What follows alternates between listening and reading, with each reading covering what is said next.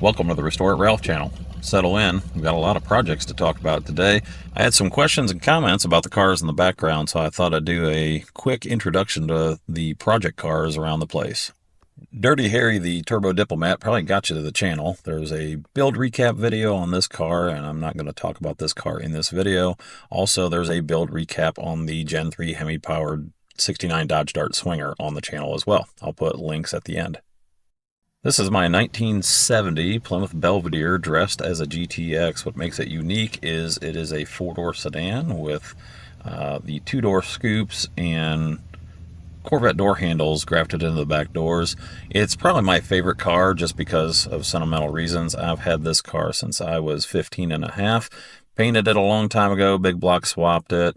It currently has a 400 with a mild cam in it, 727 automatic, and 8 3/4 with 323s in the back. My grandma's friend recovered the seats for me, and I repainted the car again a couple years back, so it's pretty much where I want it to be and my dream car from high school. Next car on the list is another car I've had forever, since 2002. I picked this car up for $300. It's a 1959 Plymouth Sport Fury. Factory 361 big block with a push-button automatic. I've got a different 361 in it now and a newer 727, and it cruises everywhere.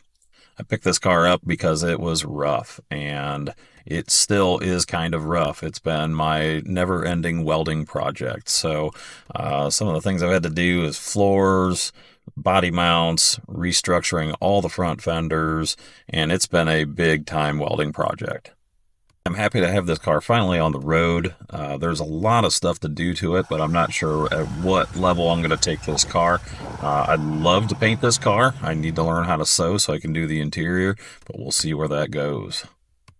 This car is my 1968 Plymouth Fury 3. It's got a 5.2 Magnum swapped in it, a home-built airbag suspension by me, and a homegrown paint job that I did probably 17 years ago now. So it's starting to pop out, some rust coming back, but this thing is a blast with the air suspension.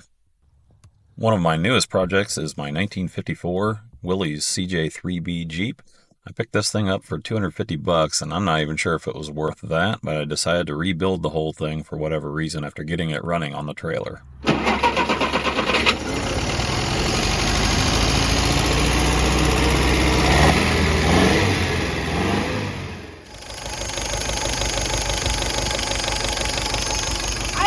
If the generator works, because it doesn't say it. Wait, yeah, that's like one. Although the frame was solid on this thing, the body was really rough, and you could actually lift the body off the frame. It was so rusty. I ended up fabricating all the panels myself, except for the front little steps. I treated myself on that, and a new tailgate. But got this thing back together, welded it up, and then decided I needed to seal up my new metal, so I ended up painting the thing. This Jeep needs a mechanical makeover. Just about every system on it either leaks or smokes, but I'm having a lot of fun with it for now. It actually turned out a little bit too nice to do some of the fun Jeep stuff I had planned for it. This 1942 Ford pickup truck has been passed down through the family to me. My great aunt bought it for $15 back in 1968, and it was my dad and uncle's project for years. Starting in the late 80s, this thing was 318 automatic powered. It's now got a 5.9 Mopar Magnum with EFI and a 5-speed manual.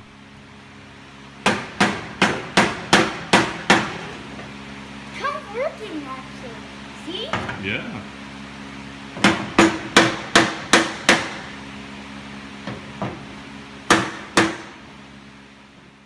The truck has a Mopar 8 3/4 in the rear end. It's got a 3-inch dropped stock front axle in the front with Posey's front springs, so it sits down real nice. And this thing is an absolute blast to drive. I try and drive this thing as much as possible. And being that it's patina and a little bit rough, I can drive it just about 3.5 seasons throughout the year in Ohio.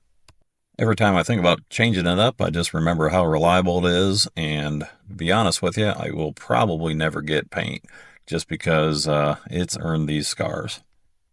You'll probably be seeing more of my wife's 1986 Jeep Grand Wagoneer project. It's getting ready for some body work, so I'm going to put that on the channel for some content. I bought it with no engine and transmission on it, and it's actually a 5.2 Magnum swap as well with a 46RH automatic. Stay tuned for updates when the weather breaks. But everything at my house becomes a restoration project. This is my work truck. It's a 95 12-valve Cummins that becomes my workhorse around this place. Actually, it looks pretty decent. Getting some daily drivers out. This is my daughter's LeBaron convertible behind my 1986 Plymouth Reliant. This one was a gift to my son from my cousin, and we accidentally got it running, and I guess I'm driving it now for whatever reason. Maybe SRT4 swap? Maybe K swap? K24 Honda swap? I never thought I'd even be entertaining the idea of a K-car build, but here we are. We love Dakotas around this place. This is my 13-year-old son's 1992 Dodge Dakota 4-cylinder 5-speed. He's done a lot of work to it already. He's actually put a clutch in it, mostly by himself, and done a lot of stuff like a timing belt and miscellaneous brake lines and such. So hopefully it'll be ready by the time he gets his license. This is my 1991 Dodge Dakota V6 5-speed, probably soon to be a 5.9 5-speed. I can't take it much longer. My 96 Camaro 3800, it was left to me by my grandma. Not sure which direction to take this one in. I think I covered most of the projects that matter around here. Plenty of work for me to do and plenty of opportunities for content for the channel. So please let me know which cars or which types of projects you'd like to see for future videos. Like, comment, and subscribe to keep up with progress on the channel. Thanks for watching.